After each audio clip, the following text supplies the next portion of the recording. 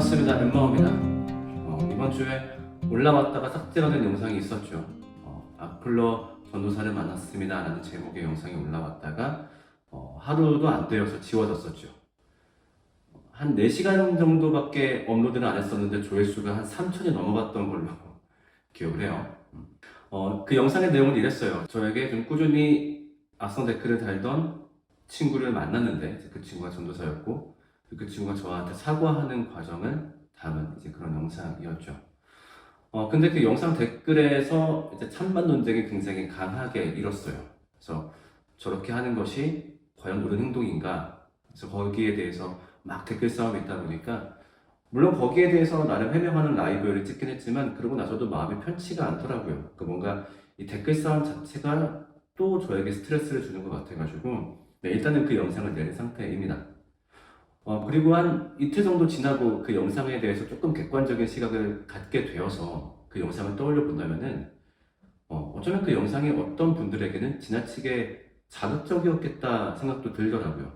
그러니까 어떤 갈등 관계를 좀 힘들어하는 분들 입장에서는 그런 어떤 긴장감에 익숙하지 않은 분들께는 그런 불편한 당사자들이 만나서 이야기하는 그 순간, 특히나 저는 약간은 감정적으로 좀 좋지 않은 상태이고 상대방은 거기에 대해서 긴장해 있고 그런 모습을 보는 것 자체가 어떤 분들한테 굉장히 힘든 일일 수 있겠다 생각이 들었어요. 그리고 오히려 그런 자극성 때문에 진짜 내가 하고 싶은 이야기가 오히려 전달이 안 되고 그 영상의 자극성만 전달될 수도 있겠구나 그 생각이 들더라고요. 그래서 그런 자극성은 제외하고 지금 이런 형태로 제가 혼자 이야기하는 형태로 그때 있었던 일들과 그 영상을 찍게 된 취지에 대해서 얘기하려고 합니다.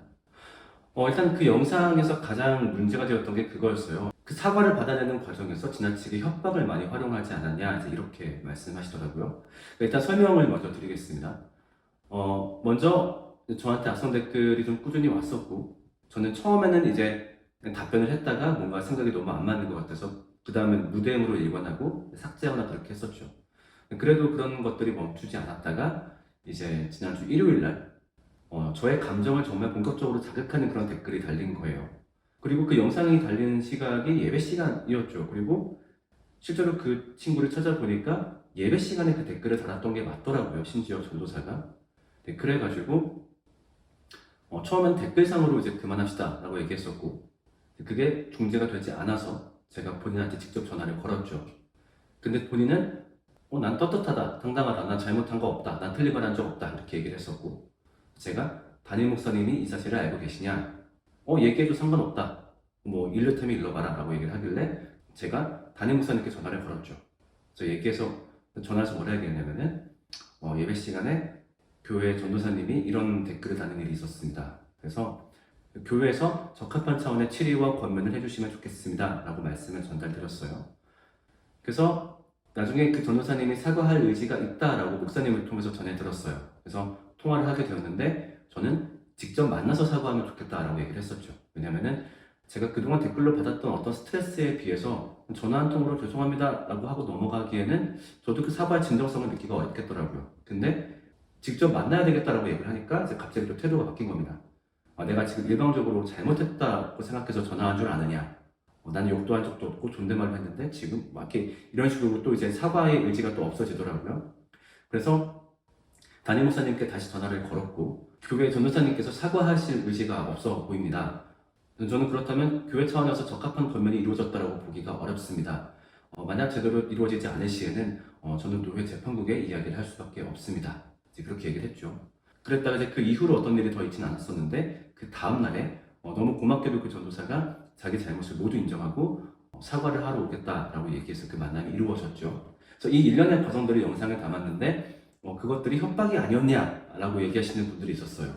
그런데 저는 이 과정 속에서 제가 제일 우선시했던 거는 제 감정이나 뭐 복수심, 한번 혼나봐라 그게 아니라 가장 교회적인 해결 방법을 추구했던 거였어요. 1대1로 권면하고 이 권면이 이루어지지 않을 시 모여서 권면하고 그것이 안 되었을 때 교회에 부탁하고 또 오늘날에는 교회 상위기관인 노회에 어떤 치료와 권면도 부탁하고 이것들은 이미 성경에서 설명하고 있고 그리고 오늘날 교회 헌법이 제시하고 있는 가장 교회적인 문제 해결 방법이에요. 우리가 성경을 보면은 세상 법정에 의뢰하지 말라라는 말이 있어요. 그것이 무조건 참고 혹은 무조건 일을 무마시키고 이렇게 하기 때문에 법정에 가지 말라는 게 아니라 이미 교회 안에 하나님 뜻에 맞도록 그 해결 구조를 만들어 놓았기 때문인 거예요. 그래서 저는 개인, 교회, 당회, 노회를 거친 그런 교회적 해결 방법을 추구했던 거죠. 또 어떤 분은 그런 말씀도 하시더라고요. 그러니까 목사님하고 통화할 때 이게 제대로 해결되지 않으면 노회에 제소하겠습니다 라는 말 자체가 협박이지 않느냐. 그러면 다르게 한번 얘기해 볼게요. 만약에 목사님한테 이런 거에 대한 얘기를 전혀 하지 않고서 그냥 노회에다 바로 제소를 해버리는 거죠.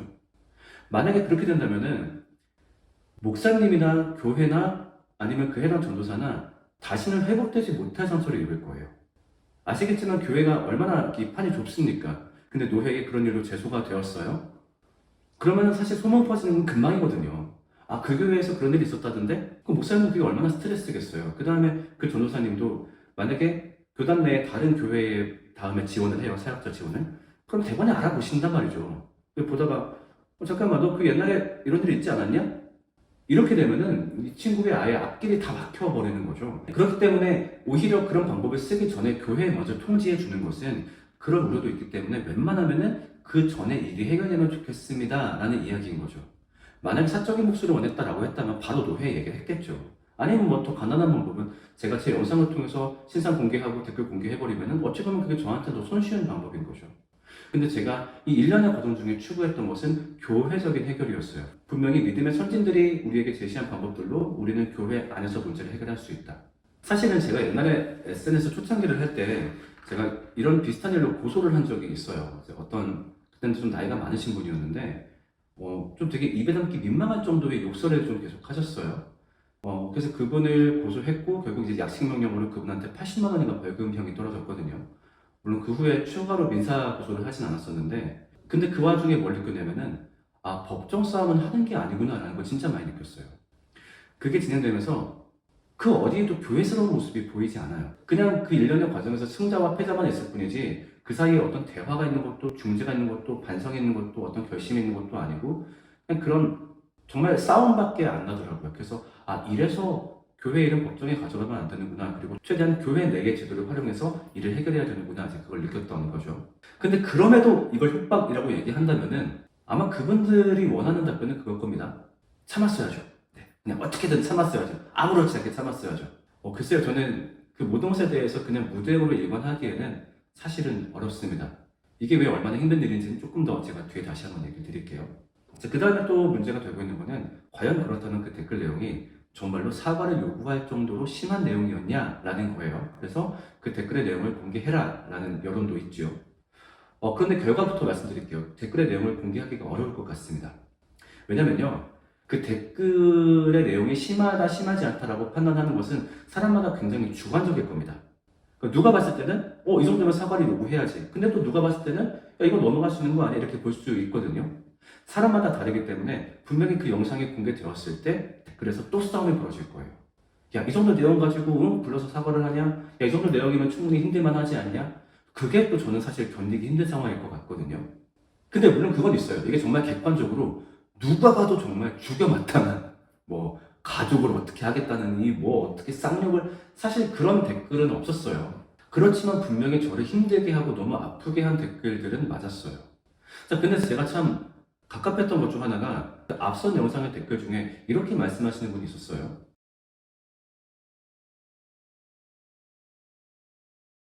참 제가 묻고 싶은 거는 어떤 가해 행위에 대한 피해 정도를 왜 제3자가 판단을 하는 거죠? 왜 제3자가 더 잘 알 수 있다라고 얘기를 하는 거죠? 만약에 제가 어떤 폭행을 당했을 때 그 폭행이 아픈지 안 아픈지 가장 잘 아는 사람은 맞은 사람일 겁니다. 그걸 지켜보는 사람이 아니라. 그리고 심지어 그 전 영상에서는 댓글도 공개가 안 되었었는데 도대체 왜 본인께서 객관적이라고 하시는지 전 잘 모르겠어요. 그래서 아무튼 결국 이 댓글의 심한 정도는 사람마다 차이가 있기 때문에 그 논쟁이 또 발생하는 걸 막기 위해서 그리고 혹시나 그 댓글의 내용 때문에 그 가해자에게 또 불필요한 비난이 가해지는 것을 막기 위해서 댓글의 내용을 공개하기는 어려울 것 같습니다. 다만 제가 그 친구 앞에서 그 친구가 달았던 댓글을 읽어줬을 때 그 친구 스스로도 좀 놀라더라고요. 아, 내가 이 정도로까지 얘기한 줄 몰랐다. 내가 정말로 잘못했다. 그래서 이 이야기를 하는 부분만 제가 한번 보여드리겠습니다. 사실은 제가 쓴 댓글의 내용들 자체를 저는 부정하고 싶지는 않아요. 제 의견이고 제 신학이니까. 그렇지만 그 안에 담겨있는 말들이 이렇게 날카롭다는 걸 제가 직접 오늘 이렇게 저 때문에 상처 입은 목사님의 말을 통해서 들으니까 제가 알겠더라고요. 영상은 안 보이지만 다시 한번 네, 저 때문에 좀 그랬던 거 죄송합니다. 네. 전에 영상에서 이 친구가 그런 말을 했어요. 자신은 어떤 많은 대중에게 공개되는 경험이 없기 때문에 이런 댓글들이 얼마나 큰 상처를 줄 수 있는지 몰랐습니다 라고 얘기를 하더라고요. 맞아요. 대부분 그걸 잘 모르죠. 이렇게 한번 얘기를 해볼게요. 우리가 10층 아파트에서 그 1층에 있는 사람한테 돌을 던진다라고 해봅시다. 근데 이 사람을 아프게 할 의도는 아니었어요. 그래가지고 돌을 던지지 않고 그냥 팔을 바깥으로 꺼내서 돌을 놓기만 했어요. 정말 가볍게. 근데 그렇다고 이 맞은 사람도 그것을 가볍게 맞지는 못하겠죠. 말을 하기 그렇습니다. 절대 가해자가 느끼는 정도와 피해자가 느끼는 정도가 절대 동일하지 않습니다. 특히나 지금 저 같은 경우는 저의 신상이 공개되어 있는 상태입니다. 저의 얼굴이 공개되어 있고 저의 이름이 공개되어 있죠. 그런 상태에서 달리는 인신 모욕적인 댓글은 여러분들이 생각하는 것보다 더 큰 상처와 힘듦을 갖습니다. 혹은 이렇게 한번 가정해 볼까요? 만약에 여러분 중에 한 분께서 여러분의 얼굴에 담긴 사진과 이름과 거주지와 나이를 한번 보내줘 보세요. 그러면 제가 여기 옆에다가 딱 띄워놓고 이제 그 이름과 거주지만 읽겠습니다. 아무것도 하지 않고 딱 그것만 하겠습니다. 아마 이렇게만 해도 아마 밤에 잠을 못 자실 겁니다. 그만큼 불특정 다수에게 내 모습이 공개된다는 것 자체가 굉장히 부담스러운 일이죠. 근데 물론 이건 제가 택한 게 맞습니다. 누가 억지로 하라고 한 것도 아니고요. 그렇지만 그 사람이 불특정 다수에게 모욕적 언사를 들어도 된다라는 말은 결코 아닐 겁니다. 근데 그렇게 말씀하실지 모르겠어요. 그런 것 때문에 왜 힘들어하느냐? 분명히 지지하는 사람들이 더 많고 응원하는 사람이 더 많은데 왜 그걸 바라보지 못하고 반대하는 사람들을 바라보면서 힘들어하느냐? 실제로 지난 영상에서도 마찬가지였어요. 보통 영상마다 좋아요, 싫어요 버튼이 있지 않습니까? 그러면은 제가 그 비율을 볼 수 있어요. 이 영상을 본 사람들 중에서 좋아요, 싫어요를 누른 사람들이 각각 몇 %인가. 지난 영상에서 그렇게 막 안 좋은 댓글이 달렸는데도 그때 그 영상에 찍힌 좋아요 비율이 90%가 넘었었어요. 그렇다는 얘기는 오히려 그 영상의 취지에 동감하시는 분들이 더 많다는 얘기겠고, 다만 제 의견에 동감하지 않은 분들이 그들의 의견을 되게 적극적으로 폈을 뿐이다 라고 해석할 수 있겠죠. 근데 그럼에도 그게 사람을 미치게 만듭니다. 이렇게 한번 얘기를 해볼게요. 10명의 사람과 악수를 하는데 9명은 악수를 했고 마지막 1명은 제 손을 쳤다라고 해봅시다. 그러면 제 손에 가장 많이 남아있는 감각은 무엇일까요? 9번의 악수일까요? 아닐 겁니다. 그 한 번의 충격일 겁니다. 그만큼 응원보다 상처가 주는 힘이 강합니다. 물론 반드시 필요한 이야기를 드려야 되겠죠. 제 행동에 대해서 반성할 부분이라든가 아니면 반대 의견 분명히 들을 수 있고 저는 들어왔었죠. 그렇지만 그것을 넘어서 허위 사실을 가지고 저를 비난한다든가 아니면 저의 인격을 모욕한다든가 그런 것들에 대해서는 분명히 제가 감당해야 될 일은 아닌 것 같습니다. 그래서 결론적으로 그 댓글의 내용은 충분히 저를 아프게 하고 힘들게 하기에 충분했으며 가해자 또한 그것을 인정했다라고 결론을 내릴 수 있을 것 같네요. 그래서 저번 영상이 되었든 아니면 지금 영상이 되었든 굳이 이 주제를 가지고 영상을 찍는 이유가 무엇이냐라고 얘기한다면은 저는 기독교 유튜브 생태계 내에서 혹은 기독교 SNS 생태계 내에서 이 악플에 대한 이야기가 반드시 한 번쯤은 회자되어야 된다고 생각을 해요. 왜냐면은 정말 심각합니다. 특히나 이게 종교의 영역이다 보니까 지금 내 주장은 종교적 정당성을 띠고 있어 이런 생각 때문에 혹은 지금 저 상대방은 종교적으로 잘못된 놈이야 세상을 위험하게 할 놈이야 이런 생각이 있기 때문에 나는 이 사람에게 어떠한 공격성을 퍼부어도 괜찮아 라고 생각하는 사람들이 이 기독교 인터넷 생태계는 상당히 많습니다. 그리고 그런 분들 때문에 상당히 많은 사람들이 힘들어하고 있지요. 그럼에도 대부분의 사람들이 적합하게 대응을 하지 못합니다. 왜냐면은 기독교인이라는 굴레 때문이겠죠. 나는 교회 다니는 사람이니까 혹은 목사니까 분노하면 안 돼. 목소리를 내면 안 돼. 대응하면 안 돼. 다 참아야 돼. 그랬다가 그 정신적 스트레스를 견디지 못하고 결국에는 정신적 질환을 앓거나 아니면 이 사역을 중단한 사람들의 이야기를 저는 정말로 많이 알고 있습니다. 그래서 분명히 영상을 통해서 얘기하고 싶었습니다. 그런 댓글 다는 행동은 분명히 잘못된 것들이고 당신들의 생각보다 사람들을 더 힘들게 한다. 그리고 어떤 말로도 그것들은 정당화될 수가 없다. 취지가 옳다라고 해서 그 생각이 옳다라고 해서 그 모든 표현을 하는 것은 절대 옳지가 않다. 그리고 만약 그 표현의 정도가 도를 넘어선다면 분명히 우리들도 어떤 대응을 할 수 있다 라는 것을 보여주고 싶었어요. 그리고 또 하나는 좀 이건 거창한 이유라고 할 수 있는데 저랑 비슷한 일을 하고 있는 기독교 인플루언서들에게 좀 뭔가 방패막이가 되어주고 싶었어요. 그분들 모두 비슷한 아픔을 겪고 있으면서도 어떤 대응도 하지 못해요. 그게 뭔가 잘못된 일로 비추어져서 비난을 더 받을까봐. 근데 제가 그 첫 발을 끊고 싶었어요. 내 핑계를 대라. 보니까 저 어떤 목사님 보니까 뭐 악플러 데리고 와가지고 뭐 뭐라고 하고 하던데 목사님도 저렇게 얘기하는데 우리라고 그런 말 못하냐. 뭐 이런 식의 핑계거리가 될 수 있으니까. 그렇게 해서라도 좀 여러분들이 건강하게 그 사역을 이어갔으면 좋겠어요. 분명히 도를 넘는 악플들에 대해서 어떤 감정적인 공격에 대해서 대응할 수 있고 또 이 대응을 할 수 있는 교회적인 방법들이 분명히 있다. 그래서 그런 방법들을 적절히 활용해서 너무 아프지 않았으면 좋겠다. 그래서 그 아픔 때문에 정신적인 질병을 얻는다든가 아니면 그 사역을 그만두는 일은 없으면 좋겠다. 그래서 내가 처음으로 그 나쁜 사람이 될 테니까 나를 방패막이 삼아서 핑계를 대라. 그런 이유 때문에 그 영상을 찍었고 또 이제 이런 영상을 찍는 겁니다. 마지막으로 저에 대한 얘기를 더 하고 좀 마무리하려고 합니다. 그 영상으로 저에게 실망했다라고 말하는 분들이 간혹 있었습니다. 그런데 저는요, 어떤 여러분들의 종교적인 수요를 채워주기 위한 사람은 아닙니다. 그런 목적으로 이 채널을 만든 것도 아니고요. 사람들이 일반적으로 목사들에게 기대하는 어떤 모습들이 있죠. 뭔가 반듯하고, 순종적이고, 순하고, 복종적이고, 네. 근데 저는 그런 사람은 아닙니다, 분명히. 저는 제 삶을 다른 사람의 수요에 맞추면서 살고 싶지 않습니다. 그런 길을 걷지 않기 위해서 저는 지금도 발버둥 치고 있고, 제 생계를 마련하기 위해 일을 하고 있고, 매 순간순간마다 고민하면서 살고 있습니다. 어찌 보면 제가 이렇게 희한한 머리 스타일을 하는 것도 좀 그런 이유도 있습니다. 다른 사람의 취향에 나를 맞추고 싶지 않다라는 것.